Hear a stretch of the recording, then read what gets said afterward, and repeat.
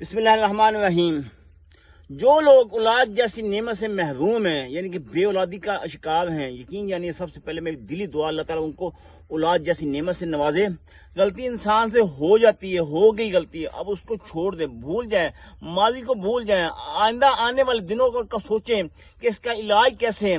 وہ لوگ جو ایزواسپرمیا کی بیماری میں مبتلا ہیں، جو کہتے ہیں کہ ہم نے بہت سارے حکمات سے نقص جات استعمال کی، فائدہ نہیں ہوگا، آج میں آپ کو ان کو دل کا راز ان کے سامنے رکھ رہا ہوں۔ کوئی چیز استعمال نہ کریں میرے کہنے کے مطابق۔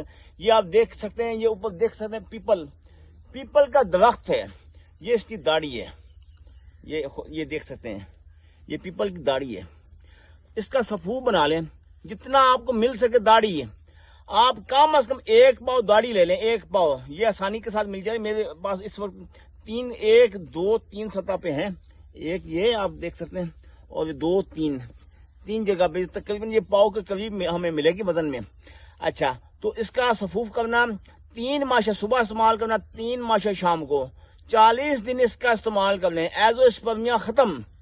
اولاد کے لیے جو 60% ایکٹیو جراثیم چاہیے، اللہ تعالیٰ کے فضل و کرم سے آپ کو 60 نہیں 80% جراثیم ملیں گے۔ میرے کہنے کے مطابق اس نسخے کو استعمال کریں، پھر دیکھیں کہ باڈی کے اندر جراثیم کا سمندر کتنا آتا ہے، کیسے لوٹ آتا ہے، آپ خود حیران ہوں گے۔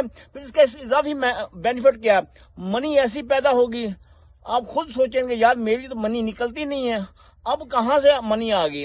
یہ صرف اس پیپل کی داڑھی کی وجہ سے۔ بہت رزلٹ والی میڈیسن ہے، بہت طاقت والی دعا ہے، اور یہ بہت کم ملتی ہے۔ یہ بہت کم ایسے پیپل ہوتے ہیں، یہ ہر پیپل میں نہیں ہوتی، یہ بات بھی ذہن میں رکھیے گا۔ یہ تقریباً 40 سے 50 اگر پیپل ہوں، ان میں 2 یا 3 پیپل میں ایسی داڑھی نکلتی ہے۔ تو یہ اللہ تعالیٰ کا لاکھ لاکھ شکر، ہماری نصیب ہے، ہم دیہات میں آئے ہیں، ہمیں مل گئی، تو یہ ہم لے کے جائیں گے، پھر اس کی میڈیسن بنائیں گے ان لوگوں کے لیے جو ایزواسپرمیا کے مرض میں مبتلا ہے۔ اللہ تعالیٰ سب کو اولاد جیسی نعمت سے نوازے۔ دعاؤں میں یاد رکھیے۔ اللہ حافظ۔